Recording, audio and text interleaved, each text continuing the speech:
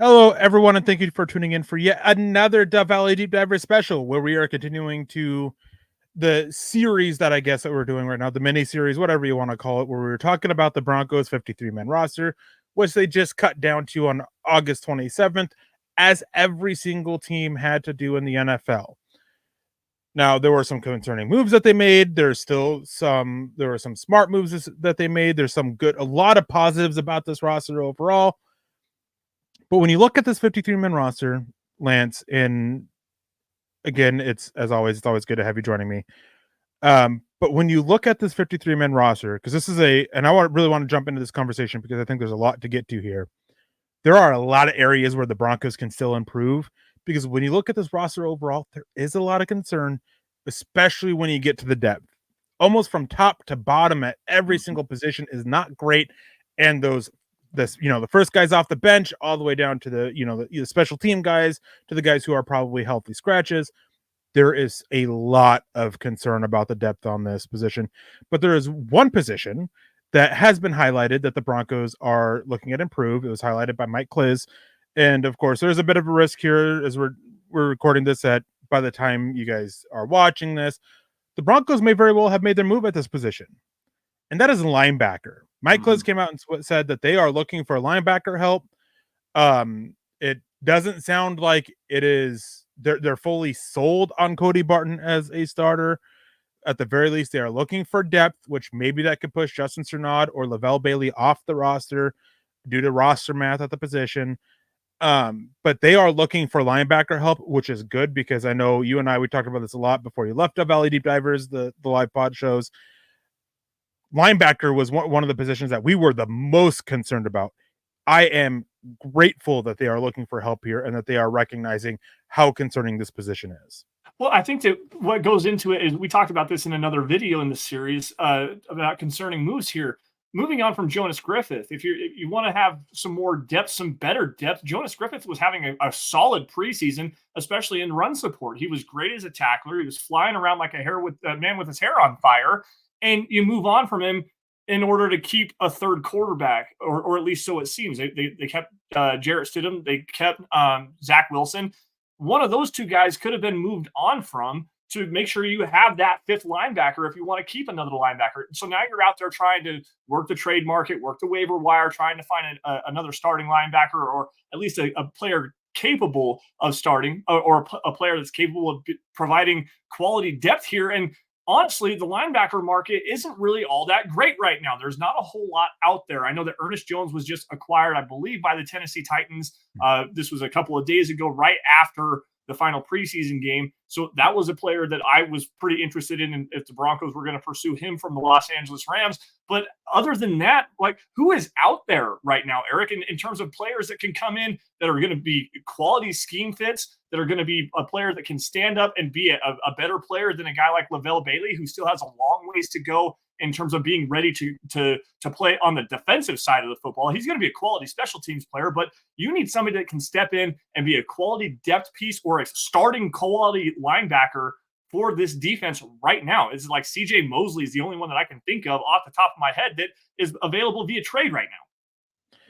Yeah, I mean, and it's speculation if he's available for trade, right? I mean, we don't know for sure. They kept him on the roster. There was some speculation that they would look to trade him beforehand, but there was never an announcement like the Broncos had with Samaje Perine or Tim Patrick that, hey, we're looking at trading you guys. If not, we're going to release you. That didn't happen there.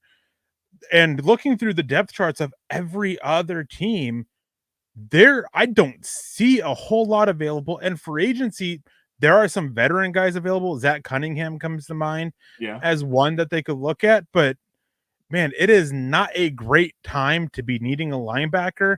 And just to be clear, this is what Mike Kliz had to say. He said, per sources, one position, Broncos looking to add depth. He does specify depth. I was mistaken earlier when I said that it doesn't sound like they're fully set on Cody Barton, but we'll get back to that here in a second. Inside linebacker, Alex Singleton is very good. Other starter is Cody Barton. Then it's Justin Cernod, a strong special teamer since 2021, and rookie Lavelle Bailey. Hope to sign Jonas Griffith back to the practice squad, but the team is looking. And yes, Jonas Griffith is a possibility to sign back with the practice squad. At the time of recording this, they have the offer out there for him to come back. It's just he's still deciding, and it sounds like he has offers from other teams to go there as well. Yeah. There isn't a lot out there. I'm sure that no matter what, they're going to end up with the linebacker on the practice squad. But it does seem to me is just the way that maybe I'm reading it wrong, but the way I read the other starter is Cody Barton isn't a great bit of enthusiasm, especially when you look at what he had. Alex Singleton is very good. Justin Chanad, special teamer. Lavelle Bailey, a rookie who's showing signs. Like when you get to all of that, it doesn't sound very reassuring for Cody Barton. I do think he played a pretty good preseason. There were some issues in coverage, but the bigger concerns came against the run. And especially with this defensive line, you don't want your linebackers to be as passive hitting the running lanes like we saw from Cody Barton, which is one reason why I kind of leaned Jonas Griffith over him, even though Jonas Griffith had issues in coverage. So it was kind of a pick your poison there, I guess, would be the best way to put it. And with the Broncos issues against the run last year, I was willing to sell out a little bit more to stop the run, but I get it. It's a passing league. You need your passing defense.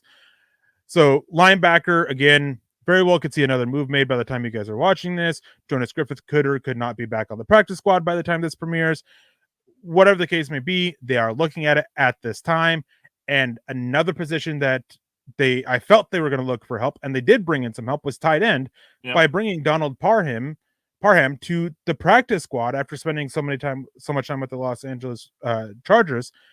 And if Greg Dulcich goes down, he is the guy that can more so replicate what he can do, more so than Lucas Kroll. And this isn't a bad thing about Lucas Kroll. Lucas Kroll is not the athlete these other two are, doesn't move the same way to somewhat replicate what Greg Dulcich does. I like that move. I think it's a good one, and I think it was a smart signing to the practice squad. I'm with you on that. And like, I don't want to call him a super dynamic receiver, but he does bring that kind of athletic move tight end versatility that you want to see from your tight end room. And quite honestly, I was really surprised that the Broncos kept 4 tight ends on the roster to begin with. You got Adam Troutman, Greg Dulcich, Lucas Kroll, Nate Adkins is the guy that I'm really talking about here. But to be fair, Nate Adkins isn't a tight end for them anymore. Right. He's more of a fullback for him. He's that hybrid guy that they're going to use at times. He's basically their blocking their blocker. They'll use him in line, they'll use him as a fullback.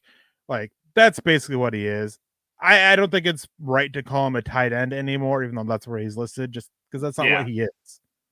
And I don't disagree with that, but also look at the other moves that the Broncos have made. They released Michael Burton with the intention of bringing him back to the practice squad. I'm sure that what's going to happen here after week 1, where veteran salaries are no longer guaranteed, they're probably going to waive Nate Adkins, probably bring him back to the practice squad, get Michael Burton, the guy that they really want to be their fullback, back on this roster, which then again goes into they still need to improve this tight end room dramatically. I mean, Greg Dulcich, for as much of an athlete as he is, and the praise that he's getting coming out of Dove Valley, the potential that he has is still very much an unknown commodity right now, just because of all the injury concerns. Lucas Kroll, again, is a lot of hype, but we still need to see it translate to the NFL Sundays, And Adam Troutman is just kind of a guy.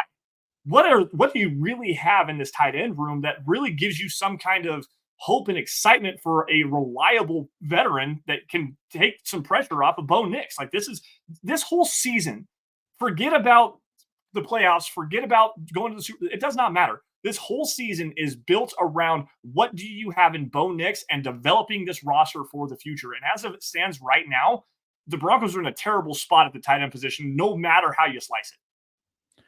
Yeah, basically what you're getting to with this Broncos roster is, what do we have at Bo Nix? What do we have in these young guys? Where do we need to build upon next year? And then where do we need to go all in 2 years from now when we are completely out from under the dead cap of Russell Wilson? Yeah, exactly. That's what the next 2 years are about. Would they love to get a playoff spot or even a Super Bowl berth or a Super Bowl champion? Of course they would. But this is a long-term outlook from this team. So I'm concerned about the tight end room, but I am fine going younger at the position. I think there is a chance that Michael Burton gets brought back, but I think they want to use up his practice squad call-up availability first. Right. And then do that. So I don't know if it'll be after week 1. They've already confirmed he's back on the practice squad and he's going to be active. He's going to be a call-up for the first week. They've already said as much. So after that point, maybe Nate Adkins, maybe they move on, do some other moving around here. But getting these young guys, getting Greg Dulcich, hoping he can stay healthy, getting Lucas Cole out there, seeing what he can do, even seeing what Nate Atkins can do. It's all about do we need better tight ends to, can one of these guys step up, or do we have to basically revamp this room for Bo Nix next year so we can sit there and really go all in and competing in the 2026 season? Yeah. That's kind of what it's down to me for this offense. And that's kind of why I get, moving on from Tim Patrick, getting these younger guys out there and all that. So I do agree that they can still improve the tight end room, but I would like to see them bring in somebody who's still a little bit younger, who can be, more versatile, and somebody that you want to look at trying to develop to replace Adam Trotman. And another position, and I think this is the position that is probably the second most concerning, safety. Brandon Jones is a starter who never played in the preseason, who hardly only practiced 4 practices before he hurt his hamstring and had to sit out the rest of it. He's never been a starter. He was a rotational piece his whole career in Miami. And when the more snaps he got, I mean, he did all right, but there was definitely a sweet spot for him before his play declined. Can he handle a starting job? Can Devin Key step up and be this third safety? What are we going to get out of JL Skinner? Can Keidron Smith, which it's great to see that he made the roster, can he carry over this excellent preseason into the regular season? There is a lot of concerns here. It stems with the injury from Brandon Jones and him being a starter. PJ Locke needs to show more consistency. But like linebacker, there is almost nothing available at safety. There was a lot of people that wanted to go after Lewis Seen, a former first-round pick that was cut by the Minnesota Vikings. He signed with the New York Jets. I am glad they didn't go that way because of the contract. If they claimed him off waivers, they would have had to sign him to that contract. But there is not much to do at safety, and it's kind of a position where we kind of got to roll with it. So I don't see an avenue to where they can still improve that position. I think the big thing here is you're really banking on these young guys, because Devin Key and Keidron Smith, they had tremendous training camps and tremendous preseason games. I mean, Keidron Smith had 2 interceptions, got his hands on another fumble recovery as well. So there's ball hawking ability there. It's just, you got to see a little bit more consistency with him, not just the big flashy stuff. Be more consistent with your assignments, be more consistent as a tackler. Like there's a lot to work with here, but you need to see more. And it's a big question mark. I don't disagree with you. I'm optimistic about it, though. I really did like what I saw out of those 2 young players, and I think the Broncos have a really good idea, at least of moving forward. I wish that they had a blue chip guy, a guy that has more leadership and versatility in the back end, that can play that single high, that can also roll down into the box. Like PJ Locke is kind of that guy, but he's really not that guy. Like, moving on from Justin Simmons, obviously that hurts. That's kind of the player that I want the Broncos to have right now. But again, there's really nothing out there. I'm optimistic for this room just based on what we saw in these preseason games. And yes, it's against 3s and 4s and 2s and 3s, or whatever you want to call it. It doesn't really matter. Devin Key showed really well against the Green Bay Packers in his start that he got. So I don't know. I want them to improve it, but I also really am curious to see how this room continues to develop going on, because there's a lot of youth with a lot of high upside right now. Yeah, and spoiler, we're going to be talking about that in another video. The good things about this roster, and the youth is definitely one of them. And I kind of talked about it with the offensive side of the ball. They want to see what this youth can do, and it's the same at safety. It's just my biggest issue with this is that this team is still contending, that is still sitting there spouting that we want to be competitive, we want to push for the playoffs, but we want to get these young guys out there. If you want to push for the playoffs, you need consistency. You need improvements at these positions. If you're willing to sit there and take this year, not tank, I am not saying tank, but take this year and really evaluate these young guys, not put a lot of pressure on wins and losses. Obviously, you want to win. Don't get me wrong. Don't put words in my mouth here, but evaluate the young guys, then just say it. Temper those expectations from fans and media and be like, we are an evaluating year, but we are looking at contending for a playoff spot next year. We are looking for contending for a Super Bowl when we are fully out of the Russell Wilson dead cap hit in 2026. This is an evaluation. We're going to be getting a lot of looks at PJ Locke. We're going to be getting a lot of looks at Brandon Jones. We're going to see some Devin Key. If injuries happen, Keidron Smith and JL Skinner are going to get their shot. LaVelle Bailey's going to get his shot, especially on special teams. Like, Lucas Kroll, just admit that that's what you're doing. But guys, that's going to do it for us.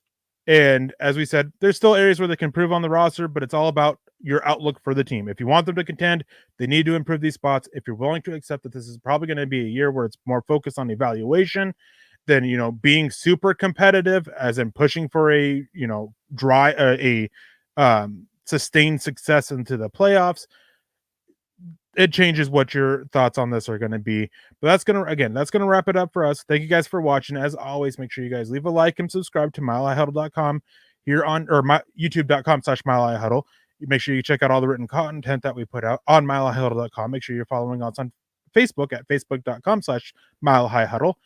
And as always, if you guys are watching this, like, subscribe, and leave a comment with a question, something you want to address what we were saying. We will get back to you. If it's a question, we may make a whole video about it and flash your name up on the screen or something. Thank you guys for watching. Thank you guys for your continued support through everything, through these DVDD specials and all the live shows. Hope you guys have a wonderful morning, afternoon, evening, weekend, whatever it happens to be at the time you guys are watching this. Thank you again. Be safe. And as always, go Broncos.